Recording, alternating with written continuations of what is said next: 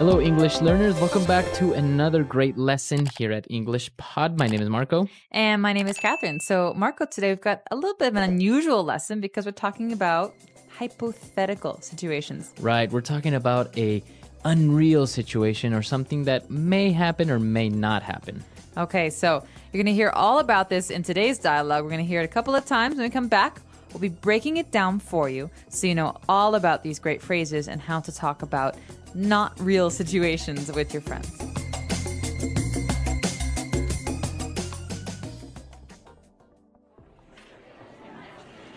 Okay, next question. If Eric asked you out on a date, what would you say?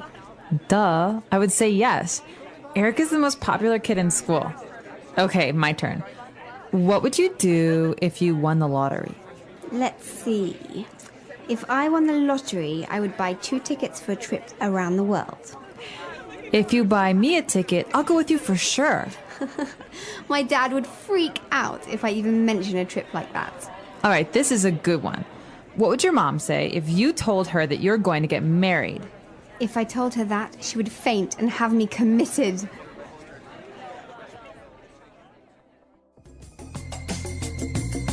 All right, so I think that was clear and, well, a very common situation. 2 teenage girls talking to each other about, boys and what would you do and da-da-da.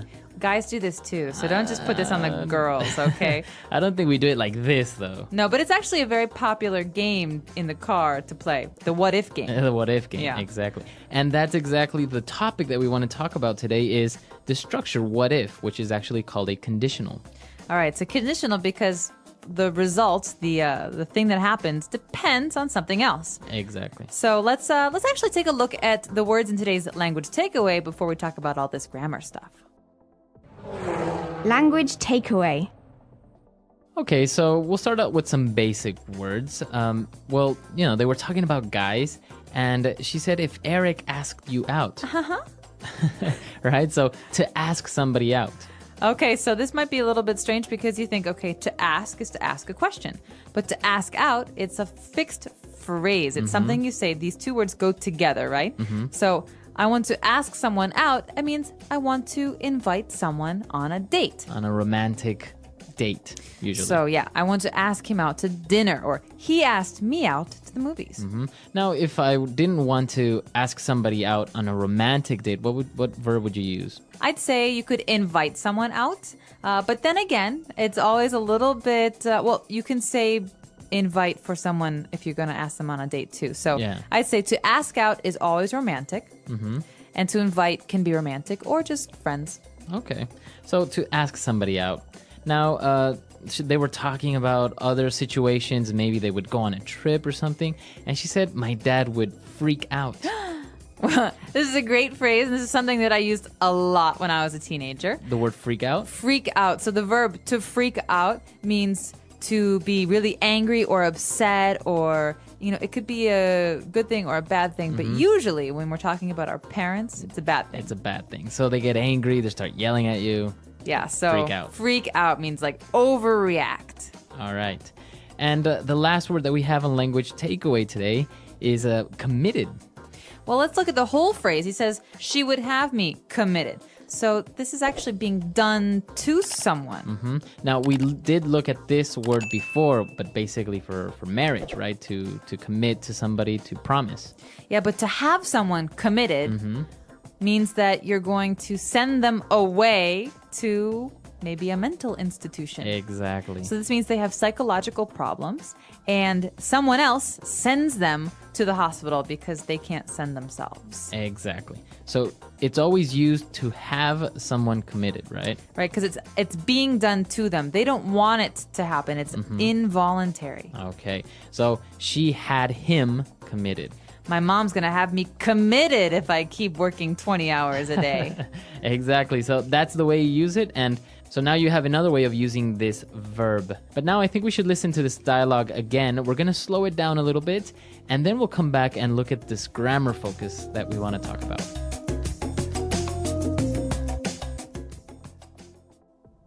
Okay, next question. If Eric asked you out on a date, what would you say? Duh, I would say yes. Eric is the most popular kid in school. Okay, my turn. What would you do if you won the lottery? Let's see. If I won the lottery, I would buy 2 tickets for a trip around the world. If you buy me a ticket, I will go with you for sure. My dad would freak out if I even mention a trip like that. All right, this is a good one. What would your mom say if you told her you were going to get married? If I told her that, she would faint and have me committed. All right, so we understood all the vocab now. Now let's take a look at these unreal situations and what we were saying, the what if game. Right, so I think it's important to push these into 2 different categories, right? We have one kind where it's very unrealistic. It's probably not going to happen, that kind of situation. And the other one is a situation that could very well happen, something that's probably very common. Okay, so the first one we're going to talk about is very unrealistic situations, things that probably won't happen. Okay, so let's take a look at an example that we found in the dialogue. The most common one, and I think everybody gets asked this question, is if you won the lottery, what would you do? Okay, if you won the lottery. So this is a situation that's very uncommon, right? Right. Not many people win the lottery. So we have to say, if you won the lottery. So we use this verb in the past tense. If you won the lottery, if this happened, what would you do? Right. All So, right. Catherine, if you won the lottery, what would you do? If I won the lottery, I would buy a boat and sail around the world Wow. with my friends.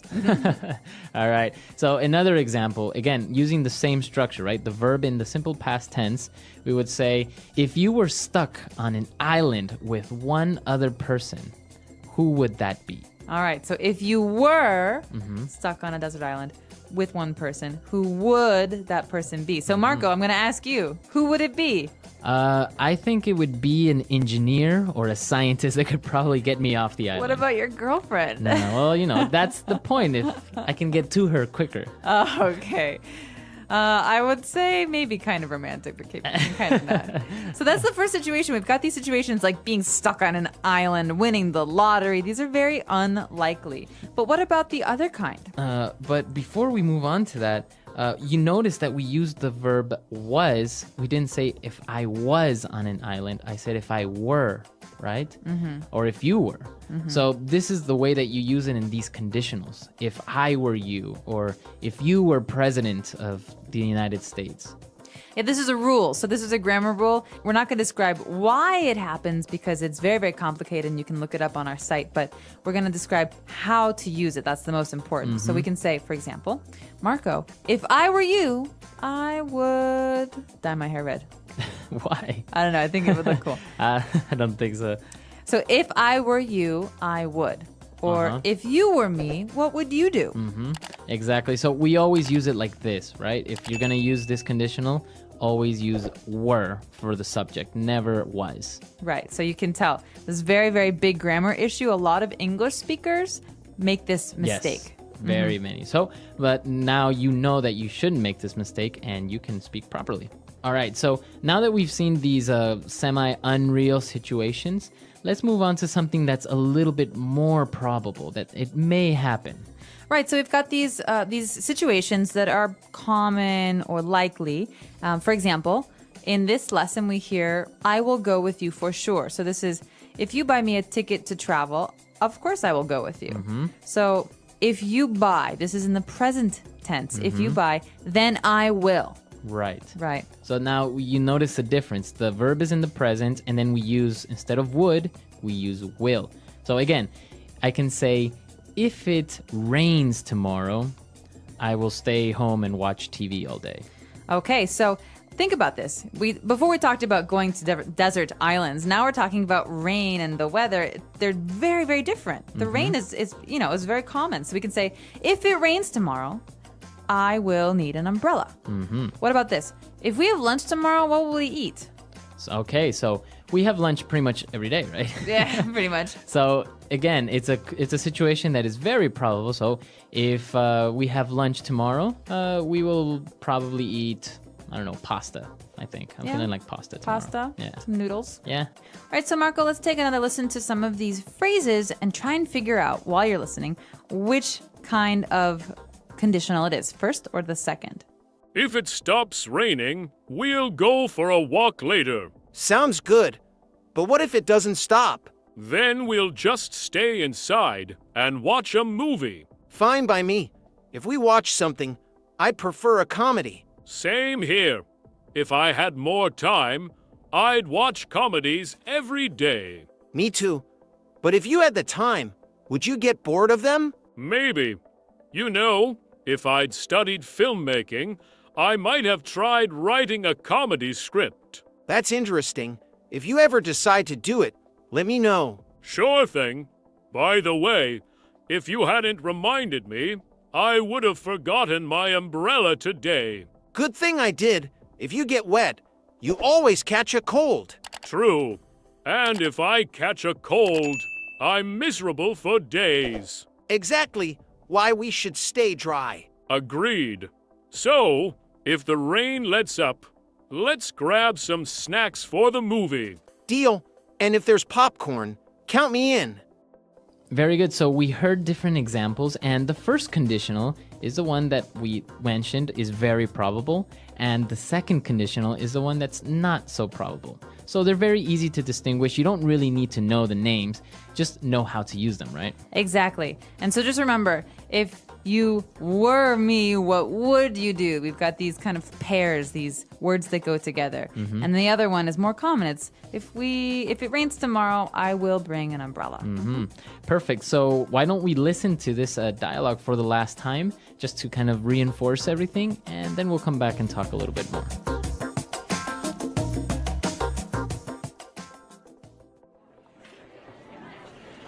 Okay, next question. If Eric asked you out on a date, what would you say? Duh. I would say yes. Eric is the most popular kid in school. Okay, my turn. What would you do if you won the lottery? Let's see. If I won the lottery, I would buy 2 tickets for a trip around the world. If you buy me a ticket, I'll go with you for sure. My dad would freak out if I even mention a trip like that. All right, this is a good one. What would your mom say if you told her that you're going to get married? If I told her that, she would faint and have me committed.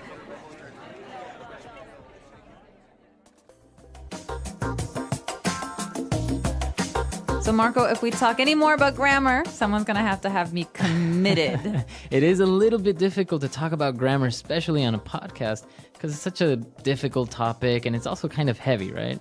It is, but I'll tell you this. These are very, very common phrases. People use these all the time. We talk in hypotheticals very often. Yeah. So if you're asking for advice, for example, or if you're just playing a game in the car, you're going to encounter these, and it's very important to be able to know how to use them.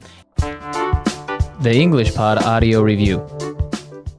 Listen to the meaning, then say the vocabulary word. To be in the place of someone.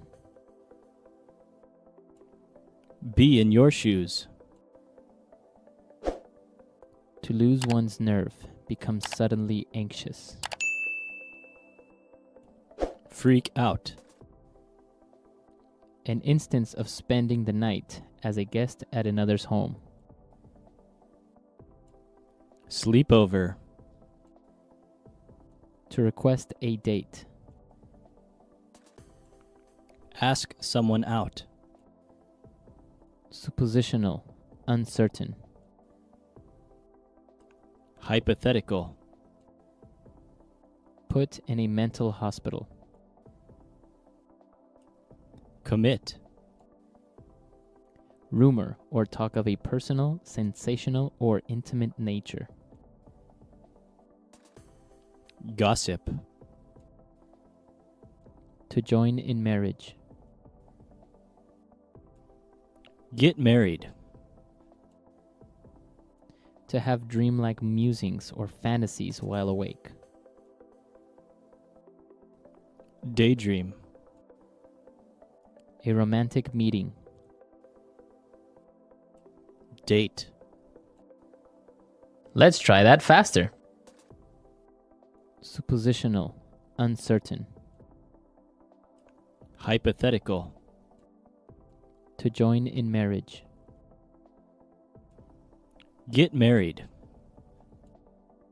Rumor or talk of a personal, sensational, or intimate nature. Gossip. To have dreamlike musings or fantasies while awake. Daydream. To be in the place of someone. Be in your shoes. Put in a mental hospital. Commit. A romantic meeting. Date. An instance of spending the night as a guest at another's home. Sleepover. To request a date. Ask someone out. To lose one's nerve, become suddenly anxious. Freak out. Now say the word and hear it in a sentence. Ask someone out.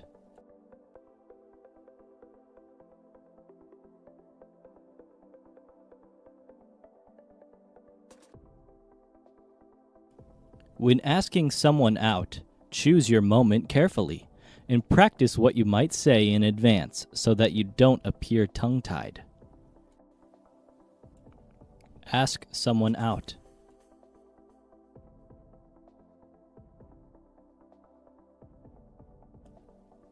I heard you asked your new neighbor out on a date. Ask someone out.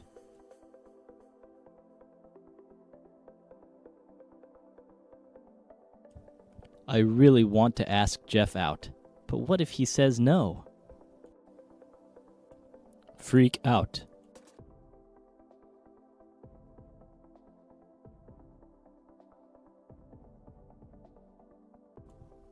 Oh my gosh.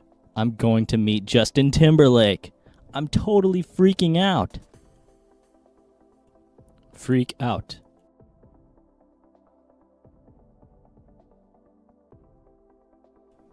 Why did you freak out when I told you I'd be late for dinner? Freak out.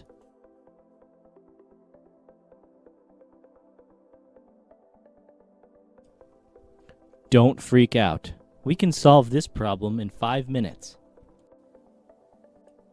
Commit.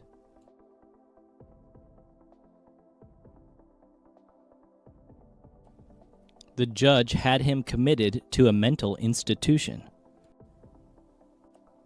Commit.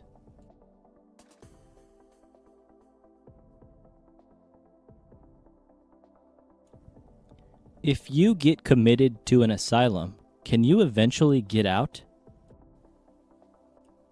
Commit.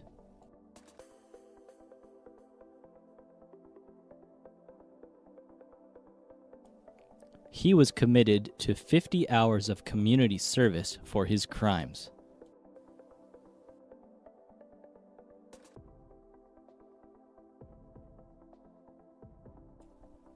If I won $1 million, I would buy you a diamond ring.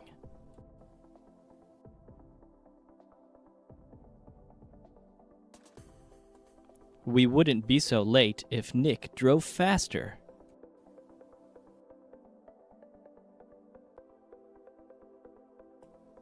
I would get a divorce if I were you.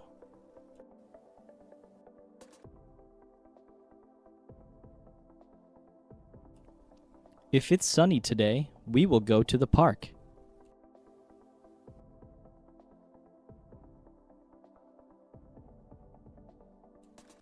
If you study hard, you will pass the test.